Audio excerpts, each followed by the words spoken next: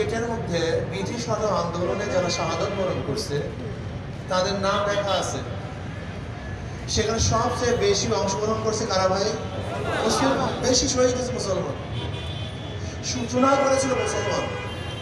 পরবর্তীতে সবাই সংযুক্ত হয়েছে সেটা পরে, কিন্তু সূচক ছিল যারা? মুসলমান। শাহ আব্দুল আজিজ রহমতুল্লাহ। বৈষম্যের বিরুদ্ধে আন্দোলন করেছিলাম, ভেবেছিলাম ব্রিটিশ এদেশ থেকে হটলেই বৈষম্য দূর হবে, মানুষ শান্তি পাবে, মুক্তি পাবে, সাম্য মানবিক মর্যাদা প্রতিষ্ঠিত হবে, সামাজিক ন্যায় বিচার প্রতিষ্ঠিত হবে। ভেবেছিলাম ব্রিটিশ গেলেই মুক্তি পাবো, কিন্তু না।